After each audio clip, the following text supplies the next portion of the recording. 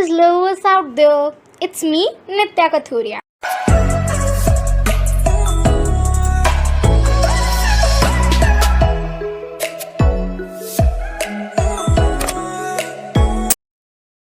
आज हम कक्षा 8वीं का एक पाठ करेंगे जिसका नाम है असल धन।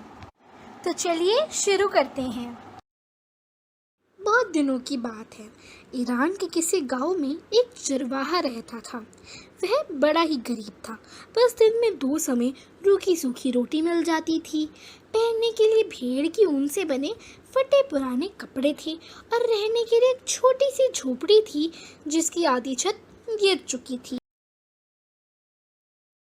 गरीब होते हुए भी दारा की सब इज्जत करते थे। उसका कारण दारा के अनेक गुण थे। गांव वाले अपनी जटिल समस्याएं लेकर दारा के पास ही जाते थे और दारा उसे बड़ी बुद्धिमानी से सुलझा देता था।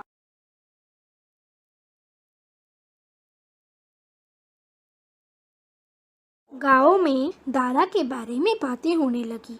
कोई कहता दारा कितना बुद्धिमान है, वह केवल एक चरवाहा है परंतु उसकी बुद्धिमानी राजाओं की सी है। संसार का ऐसा कोई प्रश्न नहीं जिसका उत्तर उसके पास ना हो।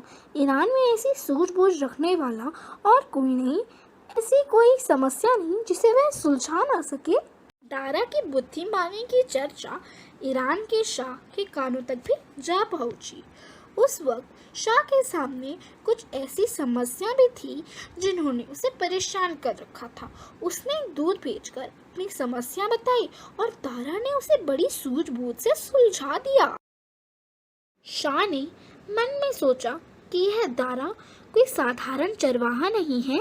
ऐसी सूझबूझ रखने वाले का उचित स्थान भेड़ों के साथ जंगल में नहीं, महल में राज सिंहासन के पास है। इसलिए उसने अपना दूध भेजकर दारा को अपने दरबार में बुलाया। दारा ने झुककर शाह ने मुस्कुराकर कहा, ए दारा, हम चाहते हैं कि तुम जैसा बुद्धिमान हमारे महल में रहे ताकि हम राज्य की समस्याओं के विषय में तुमसे सुझाव लेते रहें। दारा ने उत्तर दिया, आपका हुक्म सर। आप दारा शाह के साथ दरबार में रहने लगा। उसकी बातों से शाह इतना प्रभावित हुआ कि दारा के बिना एक क्षण भी उसका मन नहीं लगता था। वह कोई भी काम उसके सुझाव के बिना नहीं करता था।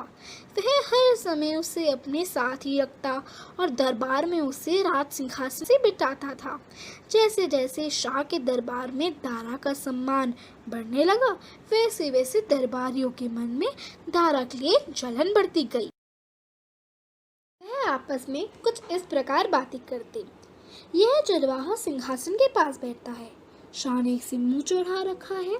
जब से यह दरबार में आया है, शाह हमें पूछते भी नहीं। हमें तो इसमें कोई गुण दिखाई नहीं दे। दरबारी दारा के खिलाफ शाह के कान भरने लगे, परंतु शाह ने उल्टा उन्हें ही डांट दिया। मैं समझता हूँ तुम दारा से जलते हो। इससे अच्छा तो यह होता कि तुम अपने अंदर भी दारा जैसे गुण पैदा करते। अपने को अच्छा बनाना कठिन काम है, अच्छे लोगों में आना सबसे सरल काम है। मैं तुम्हारी एक ना सुनूंगा। तुम झूठे और दुष्ट हो। शाह के मन में दारा के लिए सम्मान दिन प्रतिदिन बढ़ता ही गया। शाह ने उसे बहुत सा धन भी दिया।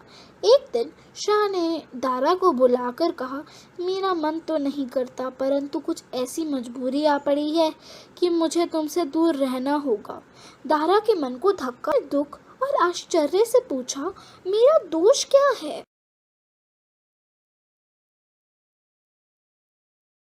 शाह ने हंसकर उत्तर दिया, तुम्हारा कोई दोष नहीं। सुनो, मैं तुम्हें उत्तरी ईरान के एक प्रांत का गवर्नर बना रहा हूँ। वहाँ का शासन बिगड़ चुका है। सरकारी अधिकारी और कर्मचारी भ्रष्ट हैं। अराजकता फैली हुई है। सब लोग मनमानी कर रहे हैं। जान और माल सुरक्षित नहीं। चारों ओर हाहाकार मच रहा है। वहाँ तुम्हारे जैसे बुद्धिमान, ईमानदार और समझदार शासक की बहुत आवश्यकता है। मुझे विश्वास है तुम्हारे जाने से प्रांत के हालात ठीक हो जाएंगे। दारा गवर्नर बनकर उत्तरी प्रांत की ओर चला। वह स्वयं हर स्थान पर जाता और लोगों से पूछता कि उन्हें क्या दुख है। वह नगर नगर जाकर दरबार लगाता और दोषियों को सजा देकर लोगों को न्याय दिलाता। लोग नए गवर्नर के गुण गाने लगे। शाह के गुण तक भी सारी बातें पहुंच रही थी। वह उन्हें सुन सुनकर फूला ना समाता। दरबारियों की जलन और भी बढ़ गई और वे शाह के कान भरने के लिए नए नए उपाय सोचने लगे। दारा प्रांत के अनेक स्थानों का दौरा घोड़े पर सवार होकर करता था। दौरे पर जाते समय उसके साथ ही एक और घोड़ा भी होता था, जिस पीठ पर बड़ा सा बक्सा रहता था। बक्से के बिना दारा कभी नगर से नहीं निकलता था। दरबारियों को एक अवसर मिल गया। उन्होंने शाह से कहा, आप दारा को ईमानदार समझते हैं, परंतु वह बेईमान है। शाह ने बिगड़ कर कहा, तुम लोग दारा से चलते हो, इसलिए ऐसी बातें करते हो। तुम मेरे कान नहीं भर सकते। वे भी जो हम कह रहे हैं उसका सबूत भी दे सकते हैं। उन्होंने कहा, क्या आप नहीं जानते कि दारा जहाँ भी जाता है अपने साथ एक बक्सा ले जाता है? शाह ने कहा, हाँ, मैंने भी सुना है। उन्होंने पूछा, आपने कभी सोचा कि उस बक्से में क्या वस्तु है? शाह ने कहा, हाँ, मुझे भी विचार होता है कि आखिर उस बक्से में क्या है। दरबारी बोला, उस बक्से में दारा उस धन को रखता से उसने बेईमानी से एकत्रित किया है। वह प्रजा को लूटता है। वे ईमानदार नहीं, ढोंगी है। शाह बड़ी उलझन में पड़ गया। समझ में नहीं आता था कि क्या करे। अगर दारा बेईमान था तो फिर संसार में कोई ईमानदार हो ही नहीं सकता था। वह बहुत दुखी था। उसने दूत को भेजकर दारा से दरबार में हाजिर होने को कहा।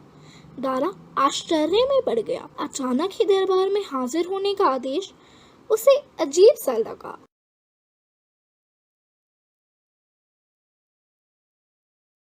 परंतु वह तुरंत ही राजधानी की ओर चल पड़ा और शाह के सामने आकर झुक गया। उसके साथ उसका वह बक्सा भी था। दरबार दरबारियों से भरा हुआ था। सबकी निगाहें उस बक्से पर ही थी और दरबारी एक दूसरे को इशारा करके मुस्कुरा रहे थे। दारा ने कहा, ए ईरान के शाह, मैं हाजिर हूँ, मेरे लिए क्या हुक्म है? शाह बोला, दारा, हमने तुझ पर भरोसा किया, तुझे सम्मान दिया और तुझे गवर्नर बनाया, परंतु तूने हमें निराश किया। दारा ने आश्चर्य से पूछा, वह कैसे हुआ? शाह क्रोध से बोला, क्या यह सच नहीं कि तूने बेईमानी से धन एकत्रित किया है? क्या हमारा दिया हुआ धन तेरे लिए काफी नहीं था जो तू बेईमानी पर उतर आया? दारा ने कहा, यह झूठ है, मेरे पास ईमानदारी के सिवा और कुछ नहीं। शाह ने चिल्लाकर कहा, तेरे इस बक्से में ऐसा क्या है जो तू इसे फिरता है? दारा ने सिर झुकाकर कहा, इस बक्से में मेरा असल धन है। दरबारियों की आंखों में चमक आ गई जब शाह ने हुक्म दिया, खोलो इसे। सबकी आंखें आश्चर्य से खुली रह गई। उसके अंदर भेड़ की ऊन से बना हुआ एक पुराना कोट था, जैसा कि चरवाहे पहना करते थे। शाह ने पूछा, क्या है ये? दारा ने, मैं इसी को पहनकर भेड़ें चराया करता था। मैं इसे इसलिए साथ रखता हूँ कि यह मुझे याद दिलाता रहे कि मैं एक गरीब चरवाहा हूँ और मेरे मन में कभी घमंड पैदा न हो जाए। यही मेरा असल धन है। दरबार में सन्नाटा हो गया। दरबारियों मित्र शर्म से झुक गए। शाह ने कहा, धन्य है ये देश जिसने दारा जैसे महान इंसान को जन्म दिया। इस मज़ेदार कहानी के लेखक हैं अपराध मोहन सिंह व Kamran Mohan Singh. That's it for today guys. अगर आपको वीडियो अच्छी लगी हो तो don't forget to like, share, subscribe my channel Nitya's World of Languages.